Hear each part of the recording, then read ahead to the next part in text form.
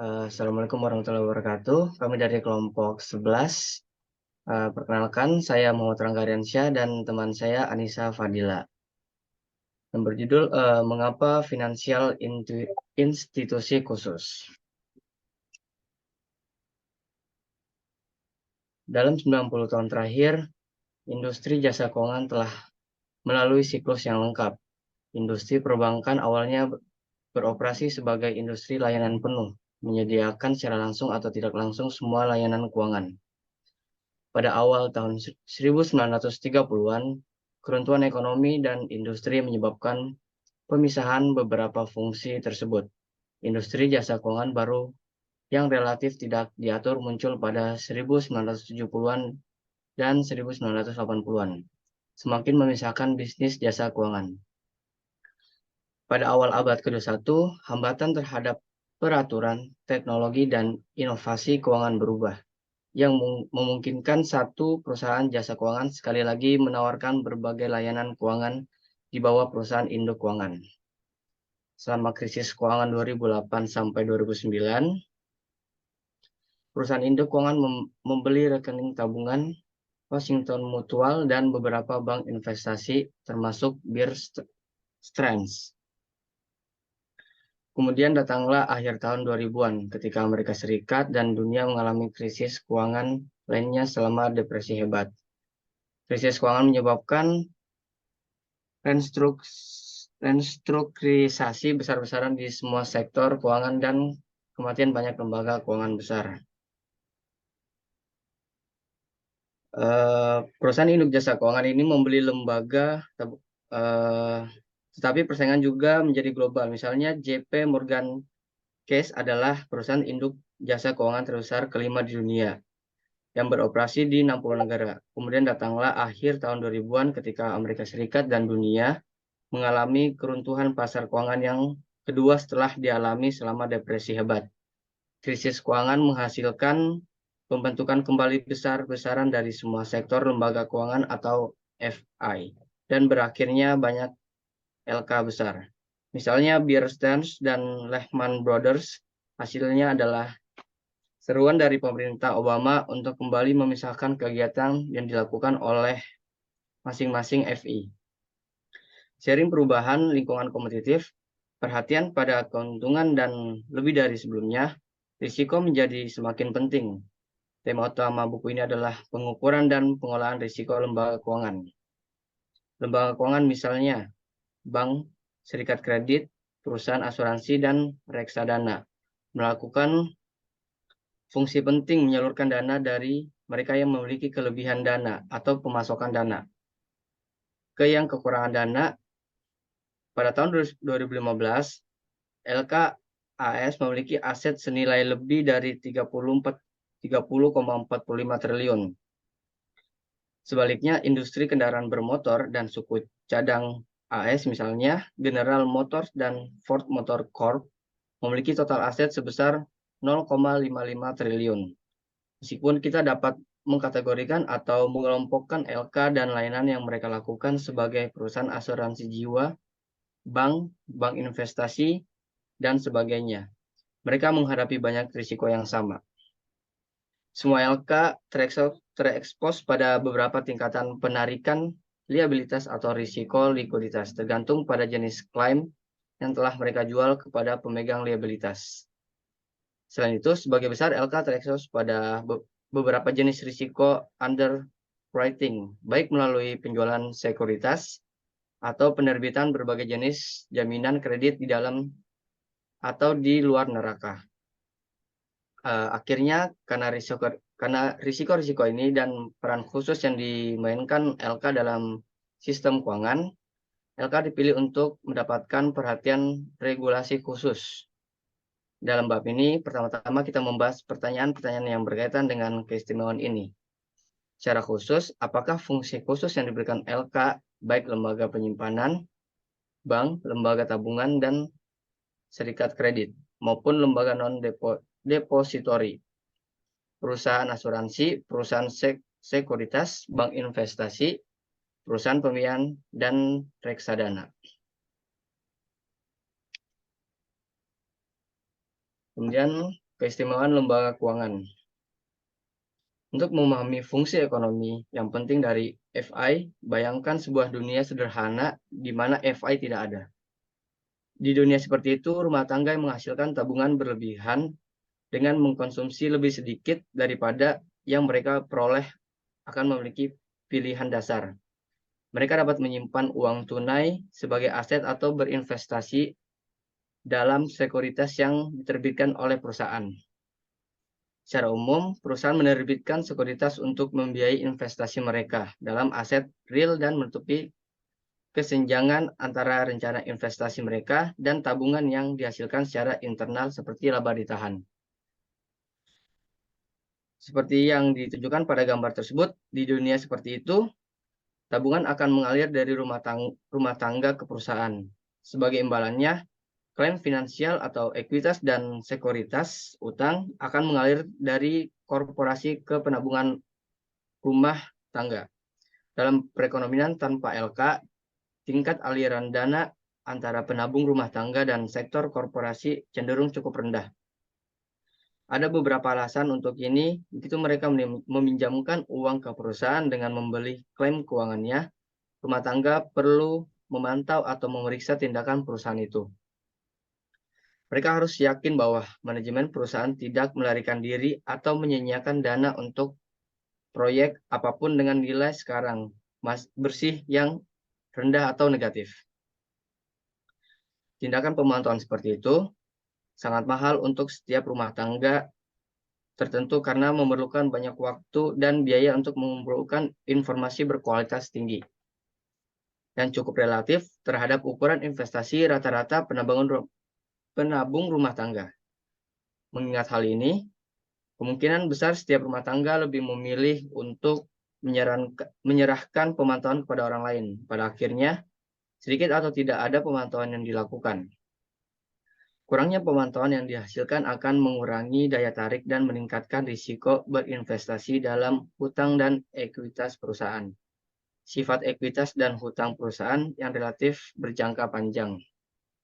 Dan kurangnya pasar sekunder di mana rumah tangga dapat menjual sekuritas ini menciptakan disinsentif kedua bagi investor rumah tangga untuk memegang klaim keuangan langsung yang dikeluarkan oleh perusahaan. Secara khusus, diberikan pilihan antara memegang uang tunai dan memegang sekuritas jangka panjang. Rumah tangga mungkin memilih untuk memegang uang tunai, likuiditas terutama jika mereka berencana menggunakan tabungan untuk membiayai pengeluaran konsumsi dalam waktu dekat. Akhirnya bahkan jika pasar keuangan ada tanpa LK untuk mengoperasikannya. Untuk menyediakan layanan likuiditas dengan memungkinkan rumah tangga memperdagangkan sekuritas hutang dan ekuitas perusahaan di antara mereka sendiri. Investor juga menghadapi risiko harga penjualan sekuritas dan perdagangan sekuritas pasar sekunder melibatkan berbagai biaya transaksi. Artinya, harga di mana investor rumah tangga dapat menjual sekuritas di pasar sekunder seperti New York Stock Exchange mungkin berbeda dari harga awal yang mereka bayarkan untuk sekuritas tersebut. Karena satu, biaya pemantauan, dua, biaya likuiditas, dan tiga, risiko harga.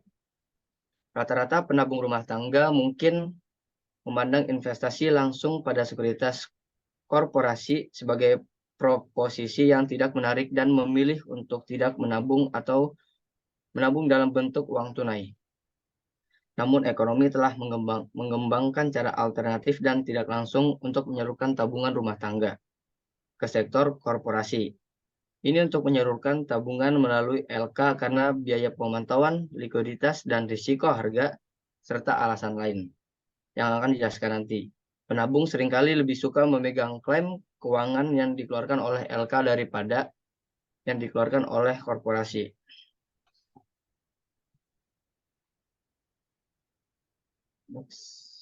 Keistimewaan lembaga keuangan. Fungsi pertama yaitu lembaga keuangan sebagai broker. Fungsi pertama ini juga adalah fungsi perantara. Dalam bertindak sebagai broker murni, FI bertindak sebagai agen penabung dengan menyediakan layanan informasi dan transaksi. Misalnya, perusahaan sekuritas dengan layanan penuh seperti Bank of America Merrill Lynch melakukan penelitian investasi dan membuat rekomendasi investasi untuk klien retail atau rumah tangga. Mereka serta melakukan pembelian atau penjualan sekuritas untuk mendapatkan komisi atau biaya. Pialang diskon, misalnya Charles Schwab, melakukan pembelian atau penjualan sekuritas dengan harga yang lebih baik dan dengan efisiensi yang lebih besar daripada yang dapat dicapai oleh penabung rumah tangga dengan berdagang sendiri. Efisiensi ini menghasilkan pengurangan biaya perdagangan atau skala ekonomi. Demikian pula, pialang asuransi independen mengidentifikasi jenis polis asuransi terbaik yang dapat dibeli penabung rumah tangga agar sesuai dengan tabungan dan rencana pensiun mereka. Dalam memenuhi fungsi broker, LK memainkan peran yang sangat penting dengan mengurangi biaya transaksi dan informasi atau ketidaksempurnaan antara rumah tangga dan perusahaan. Dengan demikian, FI mendorong tingkat tabungan yang lebih tinggi daripada yang seharusnya ada. Skala ekonomi, konsep bahwa pengurangan biaya dalam hasil perdagangan dan jasa transaksi lainnya dalam peningkatan efisiensi saat FI bekerja layanan ini. Transformator aset FI mengeluarkan klaim keuangan yang lebih menarik bagi rumah menahan penabung daripada klaim yang langsung dikeluarkan oleh korporasi. Lalu, fungsi yang kedua adalah lembaga keuangan sebagai aset transformers. Fungsi kedua ini adalah fungsi transformasi aset. Dalam bertindak sebagai transformator aset, FI menerbitkan klaim finansial yang jauh lebih menarik bagi penabung rumah tangga daripada klaim yang langsung dikeluarkan oleh korporasi. Artinya, bagi banyak rumah tangga, klaim finansial yang dikeluarkan oleh LK mendominasi klaim yang dikeluarkan langsung oleh korporasi sebagai akibat dari biaya pemantauan yang lebih rendah, biaya likuiditas yang lebih rendah, dan risiko harga yang lebih rendah. Dalam bertindak sebagai pengubah aset, LK membeli klaim keuangan yang diterbitkan oleh korporasi, ekuitas, obligasi, dan klaim utang lainnya yang disebut sekuritas primer, dan membiayai pembelian ini dengan menjual klaim keuangan kepada investor rumah tangga dan sektor lain berupa simpanan, polis asuransi, dan sebagainya. Klaim keuangan LK dapat dipertimbangkan surat berharga sekunder karena aset ini didukung oleh sekuritas utama yang diterbitkan oleh perusahaan komersial yang pada gilirannya berinvestasi dalam aset real. Secara khusus, LK adalah pihak pasar independen yang menciptakan produk keuangan yang nilai tambah bagi klien mereka adalah transformasi resiko keuangan.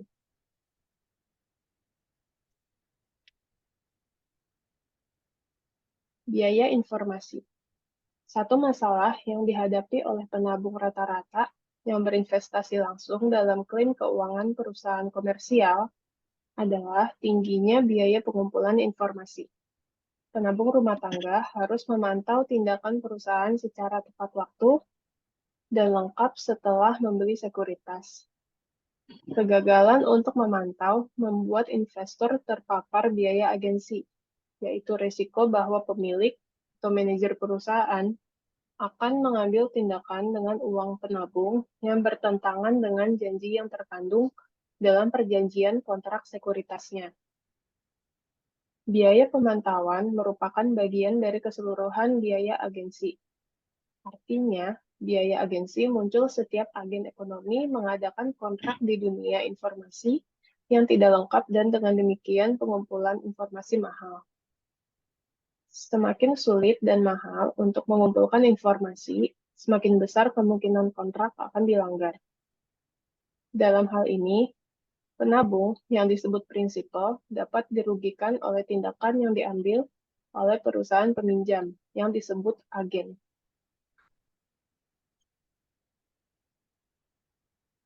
Kemudian ada peran FI sebagai delegate monitor. Salah satu solusi untuk masalah ini adalah sejumlah besar penabung kecil menempatkan dana mereka di satu FI. FI ini mengelompokkan dana ini bersama-sama dan berinvestasi dalam klaim keuangan langsung atau primer yang dikeluarkan oleh perusahaan. Aglomerasi dana ini menyelesaikan sejumlah masalah.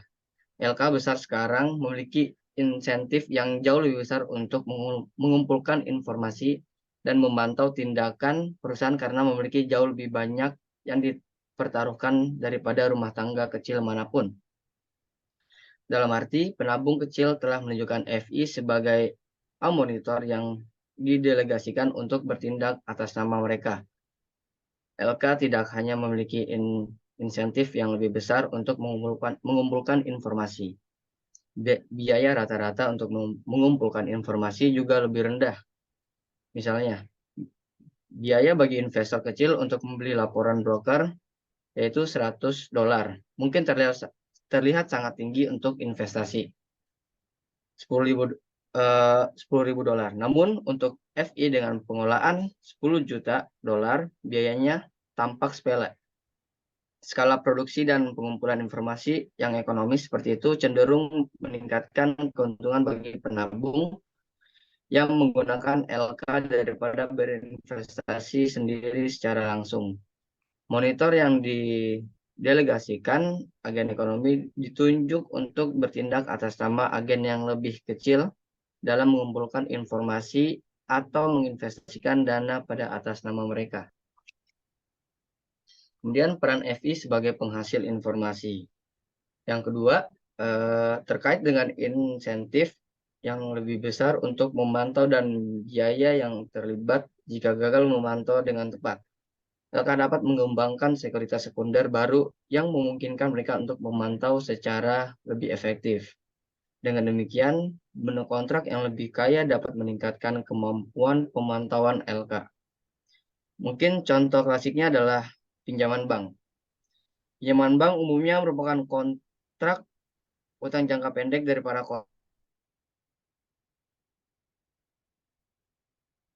kontrak obligasi, sifat jangka peminjaman. Secara khusus, informasi yang dihasilkan oleh FI mengenai perusahaan sering diperbarui saat keputusan pembaruan pinjaman dibuat. Ketika kontrak pinjaman bank cukup berjangka pendek, bankir menjadi hampir seperti orang dalam bagi perusahaan sehubung dengan informasi yang akrab dengan operasi dan kondisi keuangannya. Memang pemantauan yang lebih sering ini sering menggantikan kebutuhan akan perjanjian yang relatif tidak fleksibel dan sulit ditegakkan yang ditemukan dalam kontrak obligasi. Jadi, dengan bertindak sebagai pengawas yang didelegasikan dan menghasilkan informasi yang lebih baik dan tepat waktu, LK mengurangi tingkat ketidaksempurnaan informasi dan asimetri antara pemasok utama dan penggunaan dana dalam ekonomi.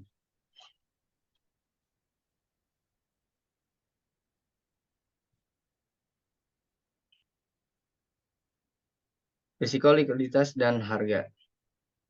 Selain meningkatkan arus dan kualitas informasi, LK memberi klaim finansial atau sekunder kepada rumah tangga dan penabung lainnya. Seringkali klaim ini memiliki atribut likuiditas yang lebih unggul dibandingkan dengan sekuritas utama seperti ekuitas perusahaan dan obligasi. Misalnya, lembaga penyimpanan mengeluarkan kontrak transaksi rekening deposito dengan nilai pokok tetap dan seringkali suku bunga terjamin yang dapat ditarik segera sesuai permintaan oleh penabung rumah tangga. Reksadana pasar uang menerbitkan saham kepada penabung rumah tangga yang memungkinkan penabung tersebut menikmati kontrak pokok yang hampir tetap sementara seringkali mendapatkan tingkat bunga yang lebih tinggi daripada deposito bank.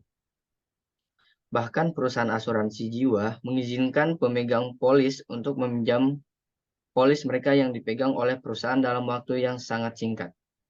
Teka-teki sebenarnya adalah bagaimana LK seperti lembaga penyimpanan dapat menawarkan kontrak yang sangat liquid dan berisiko harga rendah kepada penabung di sisi liabilitas neraca. Mereka sementara berinvestasi pada sekuritas yang relatif tidak liquid. dan berisiko harga lebih tinggi yang diterbitkan oleh perusahaan di sisi aset. Selanjutnya, bagaimana LK cukup percaya diri untuk menjamin bahwa mereka dapat memberi layanan likuiditas kepada investor dan penabung ketika mereka sendiri berinvestasi dalam portofolio aset berisiko. Dan mengapa penabung dan investor harus mempercayai janji LK mengenai likuiditas investasi mereka? Bagaimana LK cukup percaya diri untuk menjamin bahwa mereka dapat memberikan layanan likuiditas kepada investor dan penabung ketika mereka sendiri berinvestasi dalam portofolio aset berisiko? Dan mengapa penabung dan investor harus mempercayai janji LK mengenai likuiditas investasi mereka? Bagaimana LK cukup percaya diri untuk menjamin bahwa mereka dapat memberi layanan likuiditas kepada investor dan penabung ketika mereka sendiri berinvestasi dalam portofolio aset berisiko? Dan mengapa penabung dan investor harus mempercayai janji LK mengenai likuiditas investasi mereka? Jawaban atas pertanyaan tersebut terletak pada kemampuan LK untuk diversifikasi menghasilkan beberapa, tetapi tidak semua risiko portofolio mereka. Pada dasarnya, selama pengembalian investasi yang berbeda tidak sempurna positif, berkorelasi dengan mengeksploitasi manfaat ukuran. LK mendiversifikasi sejumlah besar risiko portofolio, khususnya risiko yang spesifik untuk masing-masing perusahaan yang menerbitkan sekuritas tertentu. Memang penelitian telah menunjukkan bahwa investasi yang sama di sedikitnya 15 sekuritas dapat memberikan manfaat diversifikasi yang signifikan bagi LK dan manajer portofolio. Selanjutnya, karena jumlah sekuritas dalam portofolio aset FI meningkat melebihi 15 sekuritas, risiko portofolio turun meskipun pada tingkat yang menurun. Apa yang sebenarnya terjadi di sini adalah bahwa LK mengeksploitasi hukum jumlah besar dalam investasi mereka, mencapai jumlah diverifikasi yang signifikan, sedangkan karena ukuran yang kecil, banyak penabung rumah tangga terpaksa memegang portofolio yang relatif tidak terdiversifikasi. Diverifikasi risiko ini mengklaimkan LK memprediksi pengembalian yang diharapkan atas portofolio asetnya dengan lebih akurat. FI yang terdiverifikasi secara domestik dan global mungkin dapat menghasilkan pengembalian yang hampir bebas risiko atas asetnya. Akibatnya, secara kredibel dapat memenuhi janjinya kepada rumah tangga untuk memasok klaim yang sangat liquid dengan sedikit risiko harga atau nilai modal. Contoh yang baik dari hal ini adalah kemampuan bank untuk menawarkan giro yang sangat liquid dengan nilai pokok tetap sebagai liabilitas. Sementara pada saat yang sama, berinvestasi dalam pinjaman berisiko sebagai aset, selama LK cukup besar untuk memperoleh keuntungan dari diverifikasi dan pemantauan, klaim keuangannya cenderung dipandang liquid dan menarik bagi penabung kecil dibandingkan dengan investasi langsung di pasar modal. FI yang terdiverifikasi secara domestik dan global mungkin dapat menghasilkan pengembalian yang hampir bebas risiko atas asetnya. Akibatnya, secara kredibel dapat memenuhi janjinya kepada rumah tangga untuk memasok klaim yang sangat liquid dengan sedikit risiko harga atau nilai modal. Contoh yang baik dari hal ini adalah kemampuan bank untuk menawarkan giro yang sangat liquid dengan nilai pokok tetap sebagai liabilitas.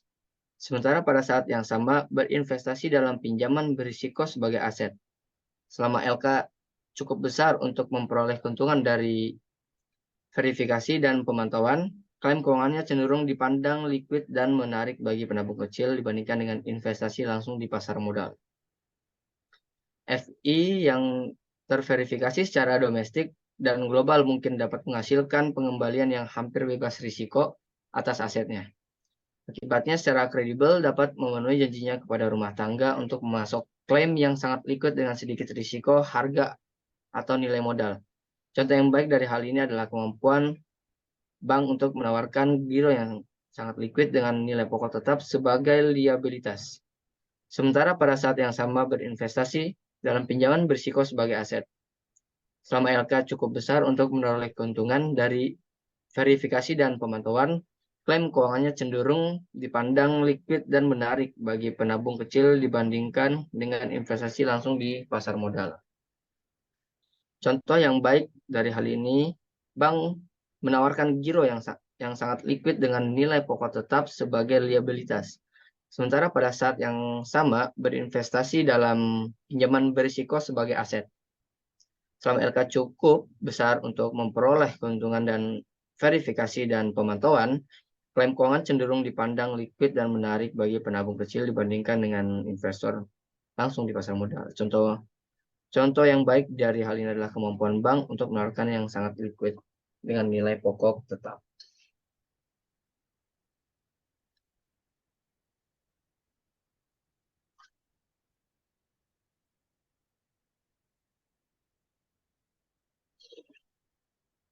Balik dulu nggak? Hmm? Lupa. Pengurangan biaya transaksi. Sama seperti LK yang memberikan skala ekonomi potensial dalam pengumpulan informasi, mereka juga menyediakan skala ekonomi potensial dalam biaya transaksi. Misalnya, sejak 1 Mei 1975, Komisi Tetap untuk Perdagangan Ekuitas di NYSE telah dihapuskan. Akibatnya, pembeli eceran kecil menghadapi biaya komisi atau biaya transaksi yang lebih tinggi daripada pembeli grosir besar. Dengan mengelompokkan aset mereka dalam LK yang membeli aset secara massal, seperti reksadana dan dana pensiun, penabung rumah tangga dapat mengurangi biaya transaksi pembelian aset mereka. Selain itu, spread bid-ask atau beli jual biasanya lebih rendah untuk aset yang dibeli dan dijual dalam jumlah besar.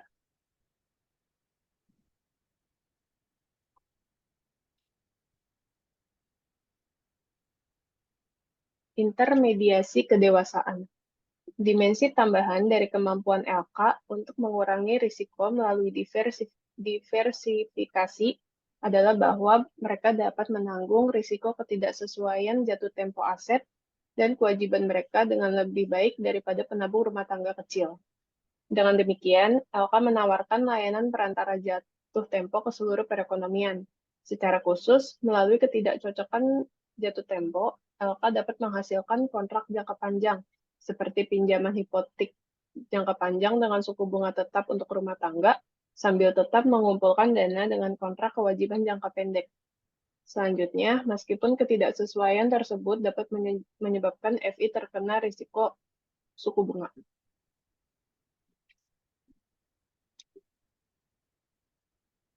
Aspek khusus lainnya, sampai batas tertentu, lembaga keuangan ada karena ketidaksempurnaan pasar keuangan. Jika informasi tersedia tanpa biaya untuk semua peserta, penabung tidak memerlukan LK untuk bertindak baik sebagai perantara atau pengawas yang didelegasikan. Namun, jika intermediasi memiliki manfaat sosial, seperti transmisi kebijakan moneter atau alokasi kredit, maka LK akan tetap ada meskipun tidak ada ketidaksempurnaan pasar keuangan. Teori aliran dana menunjukkan 3 alasan utama untuk meyakini bahwa LK itu istimewa, bersama dengan 2 alasan terkait lainnya.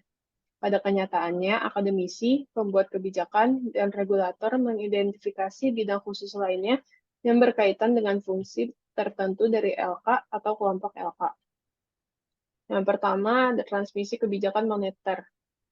Sifat deposito lembaga penyimpanan yang sangat liquid telah menyebabkan diterima oleh publik sebagai alat tukar yang paling banyak digunakan dalam perekonomian. Memang, inti dari 2 definisi jumlah beredar yang paling umum digunakan, M1 dan M21, kebohongan kontrak deposito lembaga penyimpanan. Karena kewajiban lembaga penyimpanan merupakan komponen penting dari jumlah uang beredar yang berdampak pada tingkat inflasi.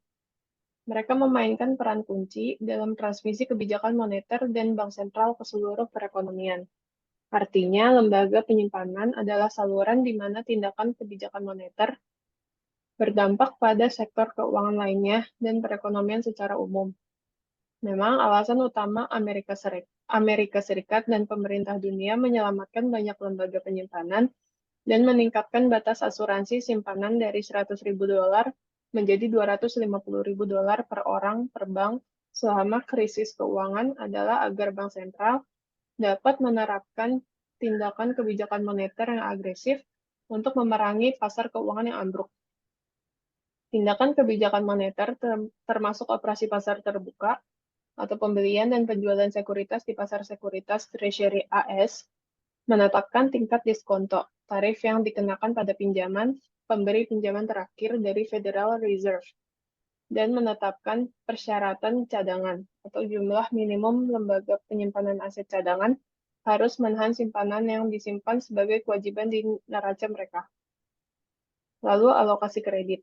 Alasan lebih lanjut, LK sering dianggap istimewa adalah karena LK merupakan sumber utama dan kadang-kadang satunya sumber pembiayaan untuk sektor ekonomi tertentu yang telah diidentifikasi sebelumnya membutuhkan pembiayaan khusus.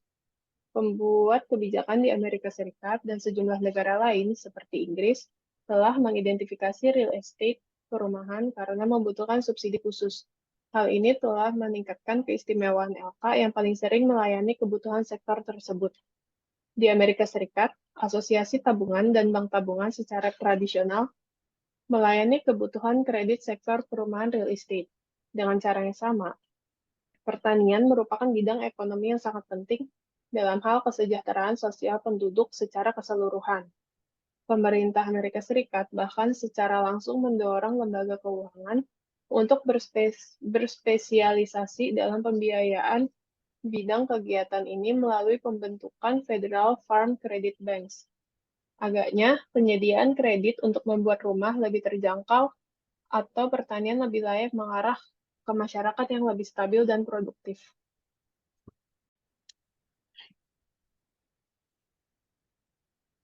Kemudian aspek khusus lainnya, yang pertama transfer kekayaan antar generasi atau intermediasi waktu.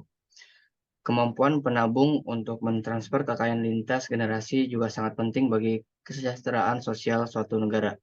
Oleh karena itu, asuransi jiwa dan dana pensiun seringkali didorong secara khusus melalui keringanan pajak khusus dan mekanisme subsidi lainnya untuk melayani dan mengakomodir kebutuhan tersebut. Terus lembaga penyimpanan istimewa karena efisiensi yang mereka berikan layanan pembayaran secara langsung menguntungkan perekonomian. Dua layanan pembayaran penting adalah layanan clearing, cek, dan transfer kawat.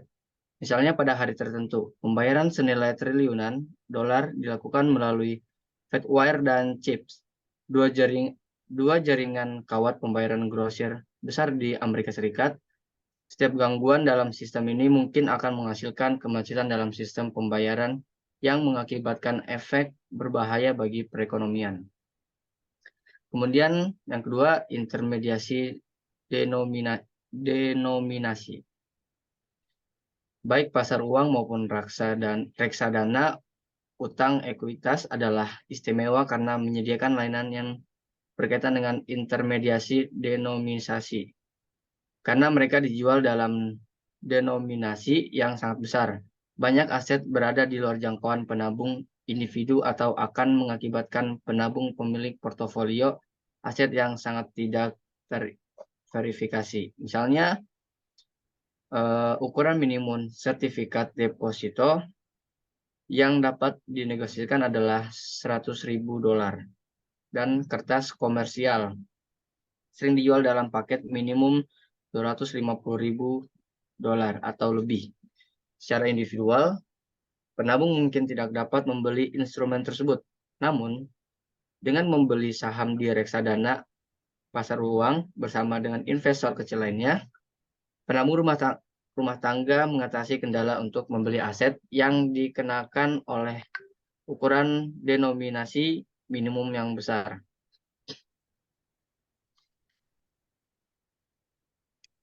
Kemudian, keistimewaan dan regulasi.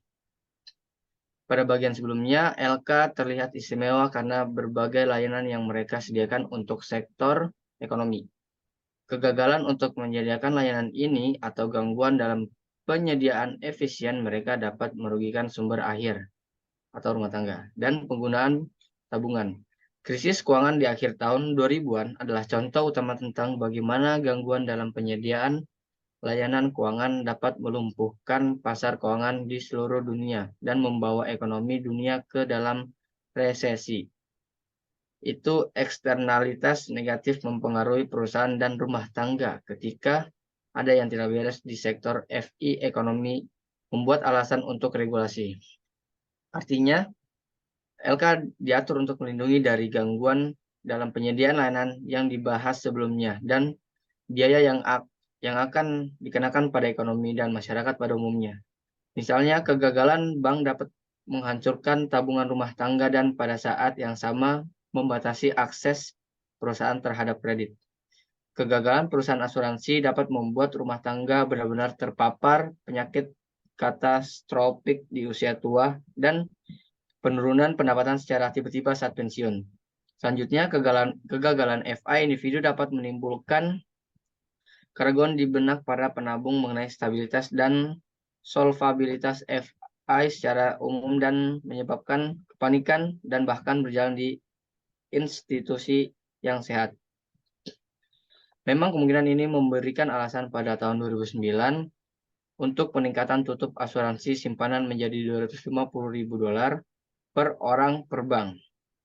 Pada saat ini, FDIC lebih mengkhawatirkan kemungkinan penularan karena beberapa lembaga penyimpanan utama, misalnya IndyMac, Washington Mutual, gagal atau hampir gagal.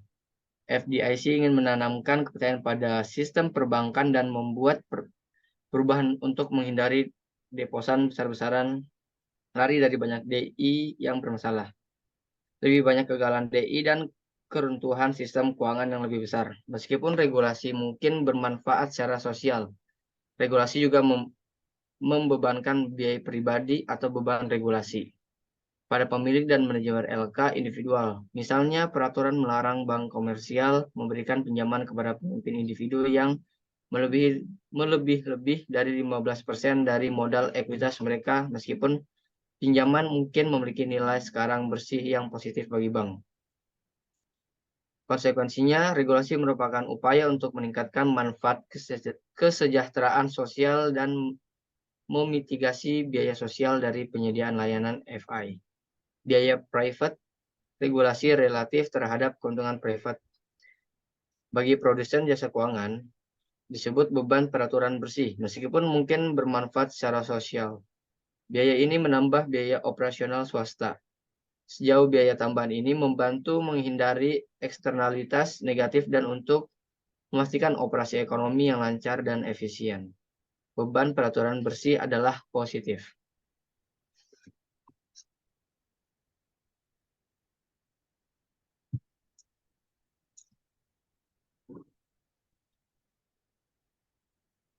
Kemudian keistimewaan dan regulasi. 6 jenis peraturan berupaya meningkatkan manfaat kesejahteraan sosial bersih dari layanan perantara keuangan. Yang pertama, peraturan keselamatan dan kesehatan. Yang kedua, peraturan kebijakan moneter. Yang ketiga, peraturan alokasi kredit.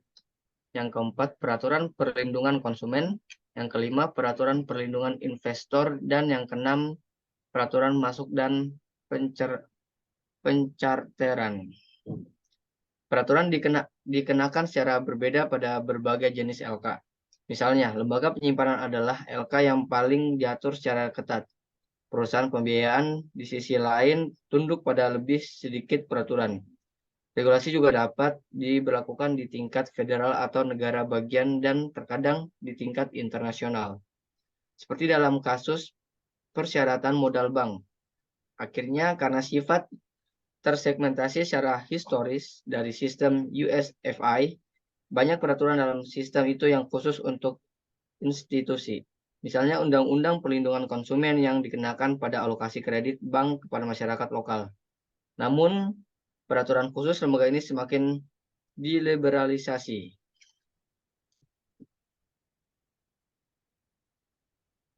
Peraturan keselamatan dan kesehatan. Untuk melindungi deposan dan peminjam dari risiko kegagalan FI karena Misalnya, kurangnya diversifikasi dalam portofolio aset, regulator telah mengembangkan mekanisme perlindungan berlapis. Mekanisme ini dimaksudkan untuk memastikan keamanan dan kesehatan LK dan dengan demikian menjaga kredibilitas LK di mata peminjam dan pemberi pinjaman. Memang bahkan selama krisis keuangan terburuk, simpanan berjalan di bank, lembaga tabungan, dan sertifikat kredit tidak terjadi. Ini karena peraturan keselamatan dan kesehatan yang berlaku untuk melindungi hampir semua deposan dari kehilangan uang mereka. Jadi, sementara kegagalan lembaga penyimpanan meningkat secara signifikan selama krisis, deposan merasa tidak perlu banyak berlari. Pada lapisan perlindungan pertama adalah persyaratan yang mendorong LK untuk diversifikasi aset mereka. Dengan demikian, bank diharuskan untuk tidak memberikan pinjaman lebih dari 15% dari dana modal sendiri kepada satu perusahaan atau peminjam. Sebuah bank yang 10% asetnya dibiayai oleh dana modalnya sendiri, karena 90% oleh deposito, dapat meminjamkan tidak lebih dari 1,5% asetnya kepada satu pihak. Lapisan perlindungan kedua berkaitan dengan tingkat modal minimum atau dana ekuitas yang dibutuhkan oleh pemilik LK untuk mendanai operasinya. Misalnya, regulator bank dan asuransi yang bersangkutan dengan rasio minimum modal bank terhadap risiko aset. Semakin tinggi proporsi modal yang disumbangkan oleh pemilik, semakin besar perlindungan terhadap risiko kebangkrutan bagi pemegang klaim tanggung jawab luar seperti deposan dan pemegang polis asuransi. Ini karena kerugian pada portofolio aset, karena misalnya kurang diversifikasi secara hukum ditanggung oleh pemegang ekuitas terlebih dahulu. Dan hanya setelah ekuitas dihapus total oleh pemegang kewajiban luar. Misalnya pada tahun 2008, kegagalan yang nyaris terjadi dan pembelian berikutnya oleh JP Morgan Chase dari Washington Mutual meninggalkan pemegang saham Washington Mutual dengan sangat sedikit. Akibatnya, dengan memvariasikan tingkat model ekuitas yang disyaratkan, regulator FI dapat secara langsung mempengaruhi tingkat eksposur risiko yang dihadapi pemegang klaim non-ekuitas di LK. Memang bagian dari program TARP 2008-2009 yang disetujui oleh Amerika Serikat Kongres pada bulan Oktober 2008 sebagai tanggapan pertama terhadap krisis keuangan adalah Program Pembelian Modal atau CPP. Tujuan dari CPP adalah mendorong lembaga keuangan Amerika Serikat untuk membangun modal guna meningkatkan aliran pembiayaan ke bisnis dan konsumen AS, serta untuk mendukung perekonomian AS.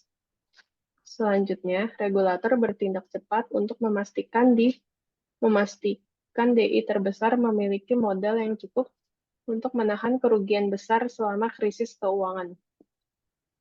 Pada akhir Februari tahun 2009, pemerintahan Obama mengumumkan bahwa mereka akan melakukan tes tekanan terhadap 19 DI AS terbesar, yang akan mengukur kemampuan DI ini untuk menahan kemerosotan ekonomi yang berkepanjangan, seperti tingkat pengangguran di atas 10% dan harga rumah turun lagi, menjadi 25%. Hasil stress test menunjukkan bahwa 10 dari 19 DI perlu mengumpulkan modal sebesar 74,6 miliar dolar. Dalam sebulan sejak tanggal 7 Mei 2009, rilis hasil DI telah mengumpulkan modal 149,45 miliar dolar. Lapisan perlindungan ketiga adalah penyediaan dana penjaminan seperti Deposit Insurance Fund atau DIF untuk lembaga penyimpanan, Security Investor Protection Corporation atau SIPC untuk perusahaan sekuritas, dan dana penjaminan negara yang dibentuk dengan dorongan regulator untuk memenuhi kebangkrutan. Kerugian bagi pemegang klaim kecil dalam industri asuransi jiwa dan properti kecelakaan. Dengan melindungi pemegang klaim FI, ketika FI gagal dan ekuitas atau kekayaan bersih pemilik hilang, dana ini menciptakan permintaan untuk regulasi lembaga yang diasuransikan untuk melindungi sumber daya dana. Misalnya, FDIC memantau dan mengatur peserta DIF. Lapisan keempat regulasi adalah pemantauan dan pengawasan itu sendiri. Regulator mewajibkan semua LK, baik bank, perusahaan sekuritas, atau perusahaan asuransi, untuk berbagai tingkat pemantauan dan pengawasan. Ini melibatkan pemeriksaan di tempat serta pembuatan laporan dan laporan akuntansi oleh LK secara tepat waktu untuk evaluasi di luar tempat. Sama seperti penabung, menunjuk LK sebagai pengawas yang didelegasikan untuk mengevaluasi perilaku dan tindakan peminjam akhir, masyarakat menunjuk regulator untuk memantau perilaku dan kinerja LK. Banyak dari perubahan peraturan yang diusulkan sebagai reaksi terhadap krisis keuangan termasuk peningkatan yang signifikan dalam pemantauan dan pengawasan lembaga keuangan manapun yang kegagalannya dapat menimbulkan dampak sistemik yang serius. Terakhir, perhatikan bahwa regulasi bukannya tanpa biaya bagi mereka yang diatur. Misalnya, regulator masyarakat mungkin mewajibkan LK untuk memiliki lebih banyak modal ekuitas daripada yang diyakini oleh pemilik swasta untuk kepentingan mereka sendiri. Demikian pula, menghasilkan informasi yang diminta oleh regulator sangat mahal bagi LK karena melibatkan waktu manajer, pengacara, dan akuntan.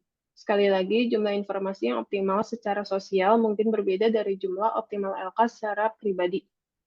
Seperti disebutkan sebelumnya, perbedaan antara manfaat swasta untuk LK dari yang diatur, seperti jaminan dana asuransi, dan biaya pribadi yang dihadapinya dari mematuhi peraturan seperti ujian, disebut beban peraturan bersih. Semakin tinggi beban peraturan bersih pada LK, semakin tidak efisien mereka menghasilkan serangkaian layanan keuangan tertentu dari perspektif pemilik swasta atau FI. Regulasi kebijakan moneter. Motivasi lain untuk regulasi menyangkut peran khusus yang dimainkan bank dalam transmisi kebijakan moneter dan Federal Reserve atau Bank Sentral ke seluruh perekonomian. Masalahnya adalah bahwa bank sentral secara langsung hanya mengontrol jumlah uang kertas dan koin dalam ekonomi yang disebut uang luar, sedangkan sebagian besar jumlah uang beredar terdiri dari deposito yang disebut uang dalam. Secara teori, bank sentral dapat memvariasikan jumlah uang tunai atau uang luar dan secara langsung mempengaruhi posisi cadangan bank serta jumlah pinjaman dan simpanan yang dapat dibuatnya tanpa mengatur portofolio bank secara formal. Dalam praktiknya, regulator telah memilih untuk memberlakukan kontrol formal. Di sebagian besar negara, pembuat peraturan biasanya memberlakukan tingkat minimum cadangan kas yang diperlukan untuk disimpan terhadap simpanan.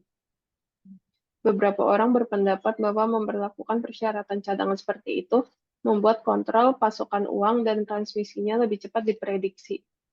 Cadangan semacam itu juga menambah beban peraturan bersih FI jika jumlahnya lebih dari yang menurut lembaga diperlukan untuk tujuan likuiditasnya sendiri. Secara umum, apakah bank atau perusahaan asuransi, semua LK akan memilih untuk menyimpan sejumlah cadangan kas, bahkan tanpa bunga, untuk memenuhi kebutuhan likuiditas dan transaksi nasabah mereka secara langsung. Namun, LK yang dikelola dengan baik,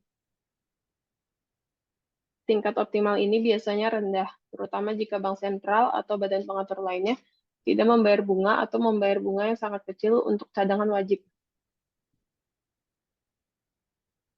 Sebagai akibat, uang luar bagian dari jumlah uang beredar yang secara langsung dikeluarkan oleh pemerintah atau bank sentral seperti uang kertas dan uang logam.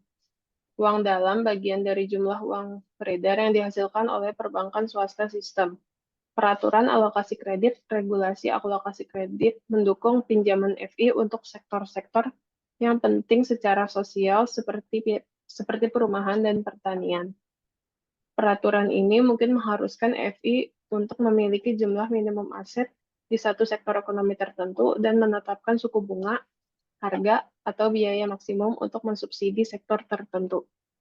Contoh pembatasan aset termasuk tes memberi pinjaman penghematan yang memenuhi syarat atau KTL akan mensyaratkan penghematan, yaitu lembaga tabungan, untuk menahan 65% aset mereka dalam aset terkait hipotek perumahan untuk mempertahankan piagam penghematan dan peraturan asuransi seperti yang ada di negara bagian New York untuk menetapkan jumlah maksimum aset asing atau internasional di mana perusahaan asuransi dapat berinvestasi.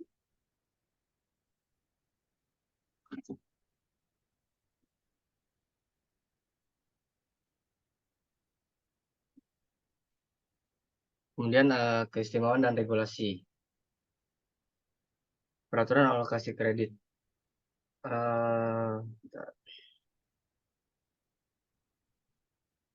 Kongres meloloskan Community Reinvestment ACT dan Home Mortgage Disclosure ACT untuk mencegah diskriminasi dalam pinjaman. Misalnya sejak tahun 1975, HMDA telah membantu masyarakat dalam menentukan apakah bank dan lembaga pemberi pinjaman hipotek lainnya memenuhi kebutuhan komunitas lokal mereka. HMDA sangat memperhatikan diskriminasi berdasarkan usia, ras, jenis kelamin, atau pendapat. Sejak tahun 1990, lembaga penyimpanan telah melaporkan kepada regulator federal mereka dalam bentuk standar alasan kredit diberikan atau ditolak. Untuk mengetahui biaya produksi, informasi kepatuhan peraturan di bidang ini, pertimbangkan bahwa Federal Financial Institution Examination Council memproses informasi lebih dari 9,9 juta transaksi hipotek dari lebih dari 7.062 lembaga pada tahun 2014.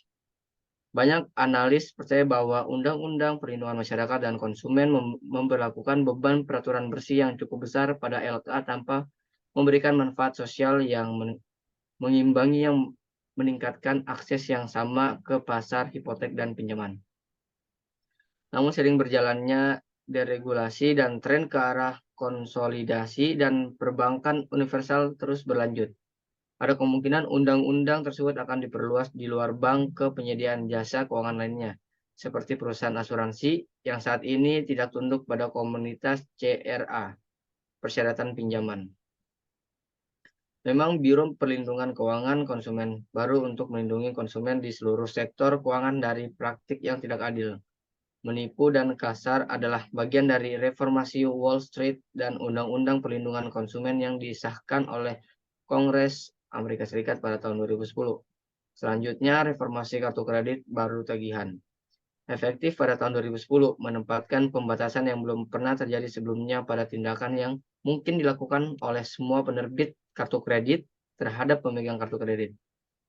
Termasuk dalam RUU itu adalah batasan kenaikan suku bunga yang diperbolehkan selama tahun pertama.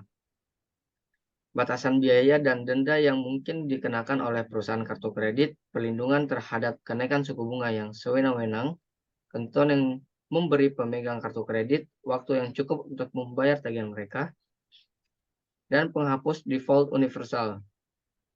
Praktik di mana penerbit kartu kredit akan menaikkan suku bunga pada rekening pelanggan akibat tindakan pada rekening lain.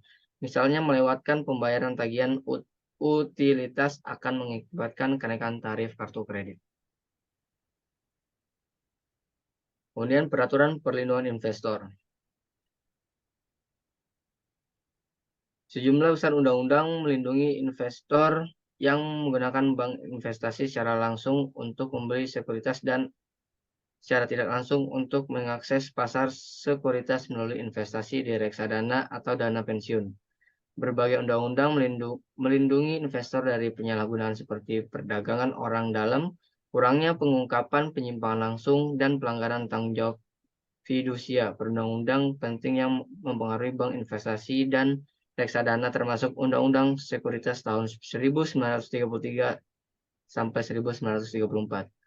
Undang-Undang Perusahaan Investasi tahun 1940 dan Undang-Undang Reformasi Wall Street dan Perlindungan Konsumen tahun 2010.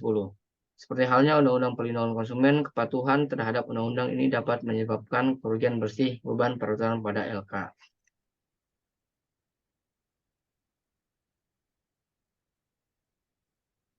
Kemudian keistimewaan dan regulasi. Peraturan masuk. Masuk dan kegiatan LK juga diatur. Misalnya peraturan pencharteran bank yang baru. meningkatkan atau menurunkan biaya masuk ke sektor keuangan mempengaruhi profitabilitas perusahaan yang sudah bersaing di industri itu. Dengan demikian, industri sangat terlindungi dari pendatang baru dengan biaya langsung yang tinggi, misalnya melalui ekuitas atau kontribusi modal yang diperlukan, dan biaya tidak langsung yang tinggi, misalnya dengan membatasi individu yang dapat mendirikan LK. Untuk masuk menghasilkan keuntungan yang lebih besar bagi perusahaan yang ada daripada perusahaan yang masuk, relatif mudah. Selain itu, peraturan seperti UU Modernisasi Jasa Keuangan tahun 1999 menentukan ruang lingkup kegiatan yang diizinkan berdasarkan piagam tertentu. Semakin luas rangkaian kegiatan jasa keuangan yang diizinkan berdasarkan suatu piagam tertentu, semakin berharga piagam tersebut, nilai piagam dan ukuran beban peraturan bersihnya.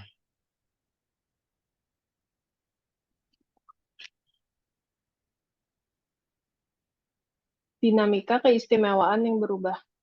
Setiap saat, setiap FI memasok serangkaian layanan keuangan terkait broker, terkait transformasi aset atau keduanya, dan tunduk pada beban peraturan bersih tertentu. Karena tuntutan akan fitur khusus jasa keuangan berubah sebagai akibat dari perubahan preferensi, kondisi ekonomi makro, dan teknologi, satu atau lebih bidang industri jasa keuangan menjadi lebih atau kurang menguntungkan. Demikian pula, perubahan peraturan dapat menambah atau mengurangi beban peraturan bersih yang dihadapi dalam penyediaan jasa keuangan di area tertentu.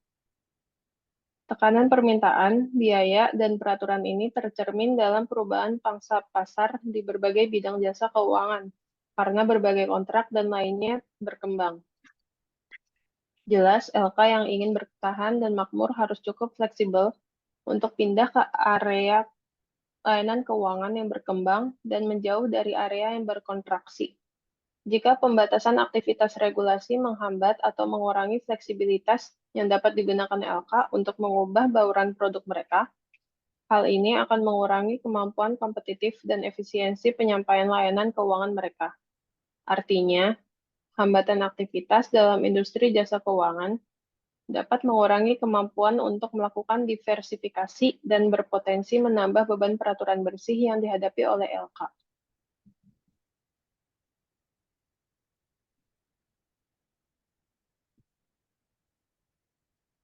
Next.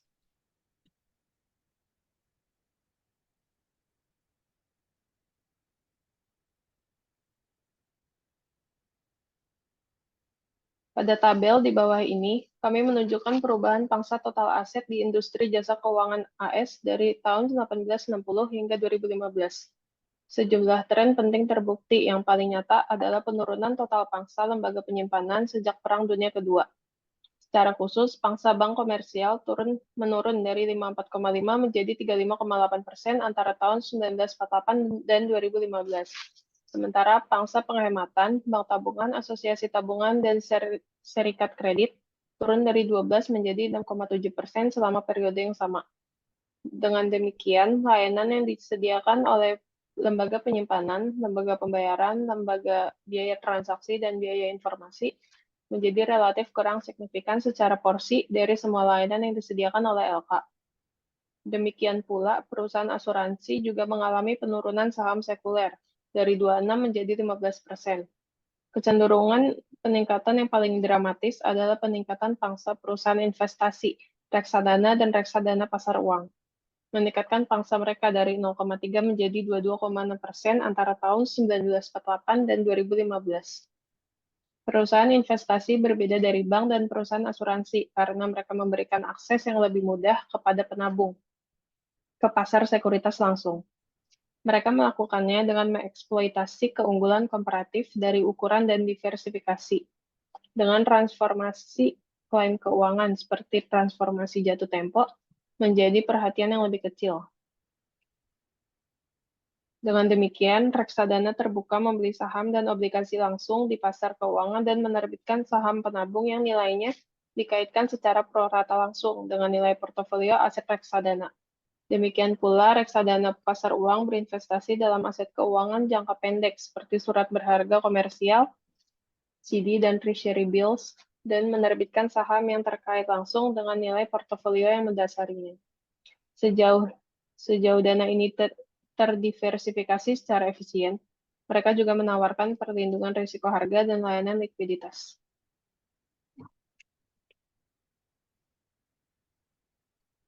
Kemudian bangkitnya perusahaan induk jasa keuangan. Sejauh pasar jasa keuangan efisien dan tren ini mencerminkan kekuatan permintaan dan penawaran. Mereka menunjukkan tren penabung semakin memilih intermediasi, denominasi, dan layanan informasi yang disediakan oleh reksadana.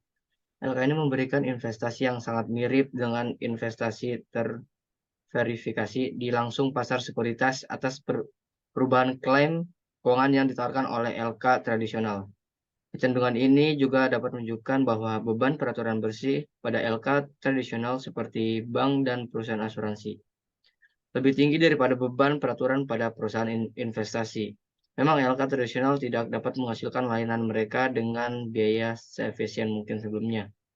Menyadari tren yang berubah ini, Kongres AS mengesahkan Undang-Undang Modernisasi Layanan Keuangan atau FSM yang mencabut penghalang Glass-Steagall tahun 1933 antara perbankan komersial, asuransi, dan perbankan investasi. Undang-undang tersebut yang dipromosikan sebagai perubahan terbesar dalam peraturan lembaga keuangan dalam 70 tahun.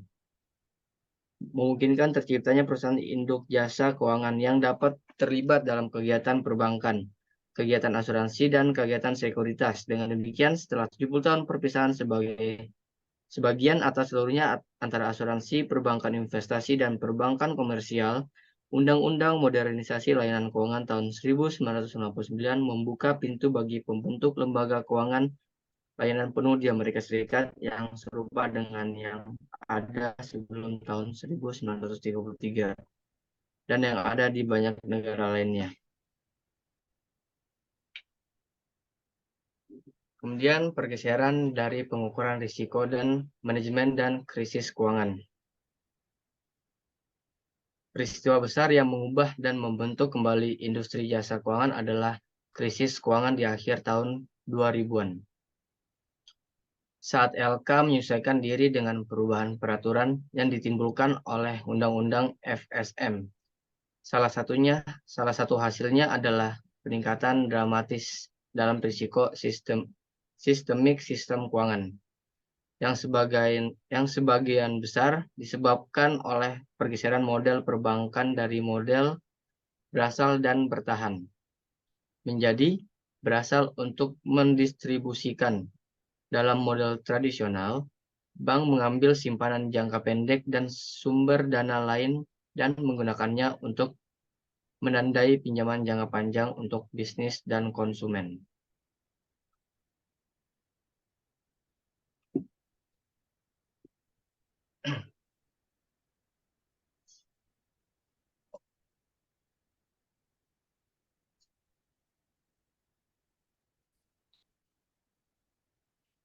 Sekian presentasi dari kami, kelompok 11. Kurang lebihnya mohon maaf. Wassalamualaikum warahmatullahi wabarakatuh.